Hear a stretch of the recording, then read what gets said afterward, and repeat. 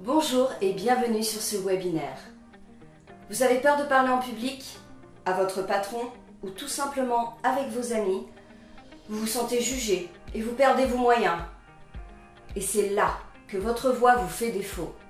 Elle vous lâche au moment où vous avez le plus besoin d'elle. C'est simple, elle devient votre pire ennemi. Alors rassurez-vous, vous faites partie des 75% de la population qui ont peur de parler en public. Moi la première. Nous avons tous connu des événements traumatisants dans la vie, familiale, scolaire ou professionnelle, et qui n'ont jamais réussi à trouver le coach à l'écoute de nos réels besoins et de la prise en compte de notre personnalité. Mais si nous avions le pouvoir de changer cette peur en un moment magique, imaginez que prendre la parole devienne un jeu d'enfant, que vous puissiez exprimer vos idées dans un groupe avec une voix forte et assurée. Allons plus loin, que les gens vous applaudissent à la fin de votre intervention et que vous assumiez pleinement tout ce que vous dites. Et oui, tout cela est possible. Je suis Aurore Noyel, magicienne de la voix. Je chante depuis 30 ans et j'enseigne depuis 20 ans. Moi aussi j'avais peur avant de chanter. Plutôt de nature timide, j'avais du mal à parler à des gens. Et j'ai réussi à surmonter ce trac. Dans ce webinaire, je vais vous donner quelques conseils pour vous aider à vous débarrasser du jugement des autres par le biais de la posture et de la technique vocale. Vous êtes prêts? Alors c'est parti!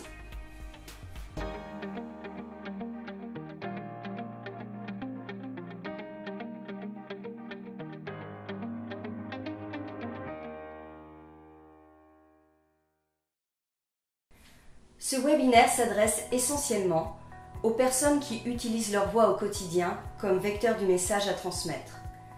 Je pense notamment, mais cette liste n'est pas exhaustive, aux formateurs, aux conférenciers, aux dirigeants, aux managers d'équipe, aux collaborateurs, aux enseignants, aux négociateurs, aux avocats, des chanteurs.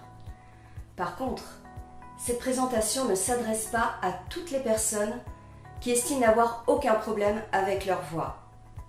Les personnes qui ne souhaitent pas améliorer leur intervention orale et les personnes qui se sentent à l'aise à parler en public.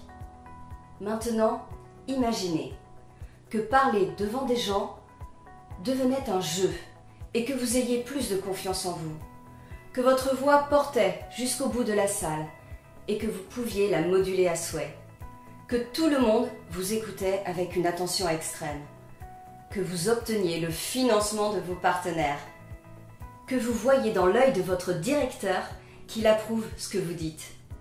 Et tout ça sans avoir à forcer votre voix, avoir l'air coincé ou à modifier votre discours. Qu'est-ce que cela changerait dans votre vie? Pensez-vous que cela changerait quelque chose en vous? Que cela puisse avoir des impacts dans votre travail, dans votre cercle familial ou amical? En tant qu'accompagnatrice du développement de votre voix, mes objectifs sont simples. Que vous maîtrisiez votre voix pour être à l'aise en toutes circonstances, pour ne plus avoir peur d'être jugé, pour apprendre à gérer vos émotions et de faire de votre voix un outil professionnel puissant. À assumer pleinement qui vous êtes, ce que vous avez à dire et à exprimer. C'est pourquoi je vous invite à rester jusqu'à la fin, car je vais vous montrer des exercices à mettre en pratique avant et pendant votre intervention orale. Je vous expliquerai également comment fonctionne notre voix et pourquoi il est très important d'apprendre à la travailler. Au cours de mes années d'enseignement, j'ai pu déceler certaines problématiques liées au stress de chanter. Et j'aimerais savoir si vous vous reconnaissez dans ce que je vais vous dire. Attention, la liste est longue. Je n'arrive pas à respirer. J'ai la voix saccadée, des plaques rouges sur le visage, le tremblement. Je perds pied, je ne sais plus quoi dire, j'ai le syndrome de la page blanche. C'est déjà entendu dire « Tais-toi, tu chantes faux, oh, tu parles trop fort ». Les gens me jugent, j'ai l'impression d'être nue. Je n'arrive pas à m'imposer dans un groupe et à exprimer mes idées. Je n'aime pas mon corps. J'ai une voix faible, monocorde, qui ne porte pas. Alors si vous vous êtes reconnu dans ce que je viens d'énoncer, ne vous inquiétez pas, puisque ces éléments ne sont que des symptômes. Le réel problème? Vous ne connaissez pas la technique vocale adaptée à votre voix. Je sais ce que l'on ressent, car je suis passée par là. Durant ma carrière de chanteuse lyrique, j'ai passé des concours de chant à Paris, à Bordeaux, à Montpellier, et j'avais beau avoir travaillé mes chants, ma technique, la jolie robe qui va bien, j'étais dans un état de panique totale. Et au moment de chanter, j'étais coupée en deux. Mon corps et mes jambes ne me répondaient plus et du coup, plus de souffle. Or, le souffle, c'est l'essence de la voix. Aussi, lorsque j'ai passé une audition devant les chefs de chœur de l'Opéra de Nantes, il m'a dit « Oui, très jolie voix, sensible, agréable à écouter, mais aucun caractère, aucun ancrage, pas du tout une voix tout-terrain. » Du coup, j'ai perdu beaucoup d'argent, de temps dans les transports, à payer les cours, les répétitions, et surtout, j'avais perdu l'essentiel, la confiance en moi. Je me disais même que ce métier n'était pas fait pour moi, que j'étais juste bonne à chanter dans mon salon et à épater mes amis. J'ai pleuré au moins 15 jours et je me suis dit « Non, tu vas apprendre à gérer ce stress, tu vas apprendre à t'ancrer et tu vas montrer que toi aussi tu as des choses à dire. » Et quelques années plus tard, j'ai eu 2 années de suite le premier prix des concours musicaux des Pays de Loire. Et c'est pourquoi j'ai créé une formation qui englobe tous les paramètres liés à la voix, qu'elle soit parlée ou chantée. Et dans ce webinaire, je vais vous expliquer quels sont les bénéfices d'une voix travaillée. Vous allez gagner en capacité à être écouté et à transmettre votre message. Vous allez parler toute une journée sans fatiguer votre voix et en gérant votre souffle. Vous allez travailler la confiance en vous et vaincre votre timidité. Surtout, vous allez mettre à jour votre capacité à être en relation, à écouter, à oser affirmer ce que vous êtes. Et vous exprimer avec calme et donner une intention à vos propos. Parler plus fort sans s'abîmer la gorge et être convaincant. Vous allez révéler l'identité de votre voix par le biais de la technique. Et surtout, vous allez vous amuser en parlant et prendre du plaisir. Changez le ton de votre voix et la posture en fonction de votre public. On ne parle pas pareil si ce sont des jeunes enfants, des personnes âgées, des personnes handicapées, des financeurs ou des recruteurs. Mais pardon, j'oublie à chaque fois de me présenter. Pourtant c'est le moment que je préfère. En tant qu'artiste, j'adore parler de moi. J'ai commencé le chant à l'âge de 10 ans. Cela fait 30 ans que je chante et 20 ans que j'enseigne. Oui, j'ai l'impression d'être un dinosaure quand je dis ça. Diplômée du Conservatoire de Nantes, j'ai appris toutes les techniques vocales me permettant de faire ce que je veux avec ma voix. Au fil du temps, je me suis perfectionnée grâce aux nombreuses masterclass de chant et de théâtre, et aussi par mon expérience de la scène. Alors mes semaines sont rythmées par des cours de chant, des spectacles de variété et de lyrique, du coaching vocal de voix parlée, et des ateliers chorales que j'anime en EHPAD. Je vais vous expliquer ce qui ne marche pas. Suivre des cours de chant gratuits sur Internet. Alors, oui, ça donne des notions. Mais souvent, l'exercice qu'on vous montre est couplé avec d'autres exercices dans le corps. Donc ça ne peut pas fonctionner. Vous êtes obligé d'apprendre tout le fonctionnement global. Ensuite, improviser ses interventions au public. Mon Dieu, mais il ne faut jamais faire ça. Il faut toujours préparer en amont votre discours. Sinon, le jour J, avec le stress, vous perdez vos moyens. Votre voix tremble, votre corps n'est plus stable. Autre chose à ne pas faire, pensez que juste faire du chant, du théâtre, vous aide à vous exprimer. Vous n'avez pas tout à fait tort, mais ce sont des techniques très différentes. Le chant, le théâtre, la voix parlée, on part de la même base, mais la projection est différente, la diction est différente. Donc oui, vous allez gagner en assurance en vous pour prendre la parole en public, mais cela ne va pas travailler votre voix. Une autre chose importante aussi que l'on fait qui ne marche pas, c'est s'auto-juger, se critiquer. Ah oui, ça on est très fort pour ça. Ouais, non mais t'as vu, je suis pas belle. Ah puis t'as vu, non mais je suis trop grosse. Et puis de quelle légitimité j'ai à parler devant les gens. Ouais, non, c'est sûr. Donc, on arrête ça tout de suite. Et la dernière chose, c'est d'être trop sûr de soi. Alors, moi j'envie les personnes qui peuvent parler comme ça en public, pas de problème, moi j'assure. Mais ils ne pensent pas à améliorer leur voix, ni leur intervention. Et là, je vais vous raconter l'histoire de John. Il était une fois, John, oui, c'est un clin d'œil à Johnny Depp, est DRH d'une banque dont la mission était de recruter des futurs salariés et donc de faire une présentation très attractive de sa banque. Bien sûr, il devait parler des chiffres, d'organisation, d'état d'esprit, bref. Toute la semaine, il appréhendait ce moment la veille et il n'arrivait pas à dormir. Voyant que son auditoire était bienveillant mais pas très enthousiaste, il a souhaité améliorer son intervention. Je lui ai appris toutes les ficelles pour placer sa voix et rendre intéressant son discours. John a donc fait sa présentation, il a même fait une blague sur la présentation des chiffres, et à la fin, toutes les futures recrues l'ont applaudi. Alors c'était une belle victoire pour lui et pour moi, car c'était un chemin que nous avions fait ensemble. Il a été parsemé de peur, de doutes, de joie et de belles surprises. Allez, assez de blabla, on veut du résultat. Oui, j'arrive. Alors, je vais vous dire ce qui marche. Un état d'esprit positif, une connaissance approfondie de votre corps instrument, une maîtrise parfaite de votre voix et un suivi personnalisé avec votre coach. Ma principale difficulté lorsque je chante, c'est le stress. Et ce qui générait mon stress étaient ses principaux facteurs. Gérer mon syndrome de l'imposteur, me définir en tant qu'artiste et faire payer mes prestations. Ça, c'était quelque chose de difficile. Et ne pas connaître parfaitement mon chant. Et le plus important dans un premier temps, c'est de savoir qui vous êtes. L'image que vous avez de vous, votre rapport aux autres, connaître vos qualités et vos défauts, la posture que vous adoptez au quotidien, en famille, avec vos amis, au travail, car votre voix est le reflet de l'âme. Elle indique qui vous êtes, et cela va se voir dans la posture et la manière dont vous vous exprimez. Pour que vous compreniez ce que je vais vous expliquer, je me dois de faire un cours théorique. Non, ne vous inquiétez pas, ça ne va pas durer très longtemps. Il faut connaître les deux piliers fondamentaux que sont la voix et le discours. Votre voix est faite de muscles et des os, par lesquels la vibration du son passe. Le corps devient alors un instrument. Il va porter le son.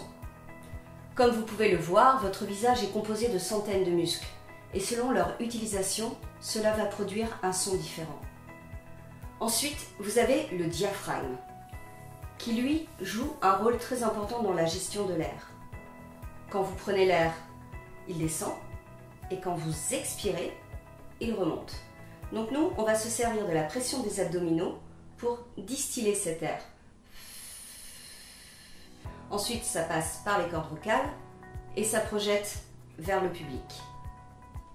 Ça y est, je vous ai perdu là, je le sens. Bon, tant pis, je continue. Et pour ceux qui restent, il en va ainsi pour tout le corps. Selon la contraction de certains muscles, le son sera aussi différent. Mais rassurez-vous, tout ça, ça s'apprend. Et voici les erreurs que nous commettons le plus souvent. Ne pas chauffer son corps, du coup on a des tensions musculaires, l'esprit n'est pas détendu.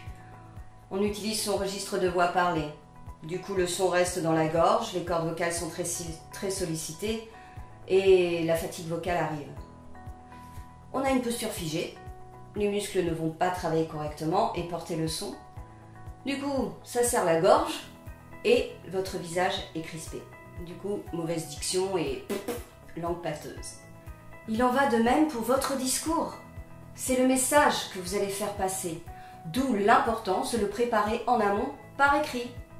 Oui, je sais, un oral se prépare par écrit. Et de même, allez à l'improvisation. Du coup, vous avez des pertes de mémoire, la page blanche, le stress qui arrive, voire des sensations de vertige. Là, vous commencez à vous juger, vous vous dites, ça y est, ça se voit, les autres le remarquent. Qu'est-ce qui arrive? Les plaques rouges, la gorge qui se serre. Là, vous voulez commencer à rattraper le temps perdu. Vous parlez très très vite, les mots-clés sont oubliés, vous ne faites aucune nuance et la diction est négligée. Conséquence, perte d'argent et de temps, parce que seulement 10% de ce que vous vouliez dire a été retenu. Vous venez de perdre la signature de votre contrat, l'emploi tant désiré et le financement de votre partenaire. Et l'autre erreur que l'on fait, c'est de ne pas s'entraîner. Du coup, présentation moyenne, voire médiocre. Et là, on perd en capacité et en confiance en soi. Allez, on garde le sourire malgré tout pour sauver les apparences, en espérant que tout va bien se passer et que ça ne va pas se voir. Les miracles arrivent parfois. Mais rassurez-vous, si cela vous arrive, tout est rattrapable. Et je vais vous montrer quelques exercices pour y arriver. Vous êtes toujours là? Allez, je mets ma casquette de prof et j'arrive. Ça y est, c'est le jour J, nous y sommes. On ne peut plus faire marche arrière, on doit y aller. Ce que je vous invite à faire, c'est de imaginer que vous faites une tonne pour bien vous ancrer dans le sol. Vous visualisez la salle, cette fois en vrai. Vous voyez les gens qui sont sympas, ceux qui sont moins sympas, et vous allez capter leur énergie. Vous vous dites, ok, pendant que je vais parler, je vais me servir de ces personnes-là pour accueillir l'énergie positive qu'ils vont me donner. Et s'il n'y a que des gens qui ne sont pas très sympas, vous regardez juste au-dessus des yeux là. Voilà. Vous gardez toujours le sourire. Et surtout, vous vous dites, ok, qu'ils viennent faire ce que je vais faire, car prendre la parole, c'est très courageux, et je suis légitime pour le faire. Là, ça va vous ancrer et vous donner la confiance en vous. Une autre méthode qui a bien marché pour moi, c'est celle d'un personnage. Alors, ce n'est pas un personnage qui sort de nulle part, hein. C'est vous, mais sans être vous. Je tente de m'expliquer. Ce n'est pas Aurore au quotidien qui va prendre la parole, mais la posture d'Aurore, c'est-à-dire Aurore en tant que chanteuse, Aurore en tant qu'oratrice.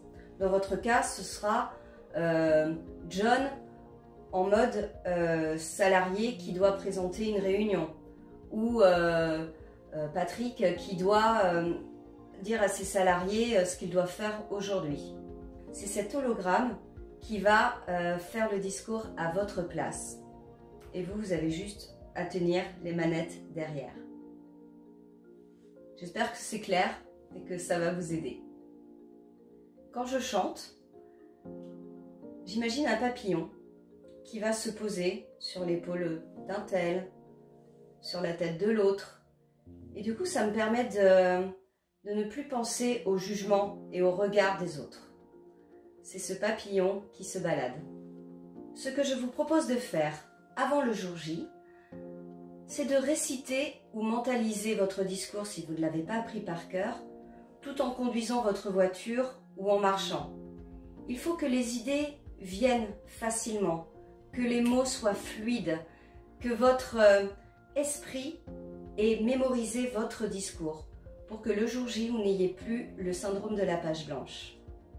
La troisième astuce que je vous propose de faire, c'est d'apprendre à votre corps à gérer le stress. Et pour ça, vous devez lui apprendre à respirer. Donc ce que vous faites, c'est que vous imaginez que l'air que vous prenez va jusqu'au centre de la Terre. Et vous ouvrez vos côtes comme un grand bâillement, vous voyez? Donc cela va ouvrir la gorge, va ouvrir les côtes et vous remplir d'air. Cela engendre l'hormone du bien-être. Donc si vous le faites régulièrement, votre corps, le jour J, lorsque le stress va arriver, il va prendre tout de suite le réflexe de respirer.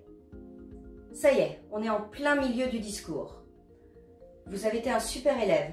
Vous avez appris vos phrases par cœur, vous gérez votre souffle, vous êtes ancré dans le sol, tout va bien. Et là, en plein milieu, vous savez pas pourquoi, il y a cette phrase qui arrive et qui vous dit « Hé, t'as vu ce que t'es en train de faire? T'es en train de parler devant des gens, et ils te regardent tous, et peut-être qu'ils pensent que t'es nul, et en fait ce que tu dis c'est pas intéressant. » Ça y est, j'appelle ça les araignées dans la tête qui arrivent. Là, vous commencez à perdre pied, vous commencez à croire ce que vous êtes en train de vous dire intérieurement, et c'est la panique. Si cela vous arrive, rassurez-vous, c'est rattrapable. Surtout, en plein milieu du discours. C'est pas grave, c'est vous le chef. Vous êtes sur scène, c'est vous qui maîtrisez. Vous vous mettez, vous vous recentrez bien droit. Donc là, j'exagère le mouvement pour vous montrer, mais vous pliez légèrement vos genoux. Vous prenez une longue inspiration bien profonde. Vous soulevez votre voile du palais, puisque vous l'avez vu en technique vocale. Vous imaginez un point dans le ciel, et là, vous projetez votre énergie vers votre auditoire. Et c'est reparti. Donc ne vous laissez pas déstabiliser. Si cela arrive, tout de suite, vous vous ancrez. Deuxième astuce. Si vous connaissez la salle, tant mieux. Sinon, vous l'imaginez. Vous la visualisez. Vous vous voyez en train de marcher dedans, d'occuper l'espace, d'être à l'aise, de parler avec les gens, de voir où sont les tables, les chaises. Vous vous voyez en train de faire votre discours, les gestes que vous allez apporter, les sourires et la posture que vous allez avoir.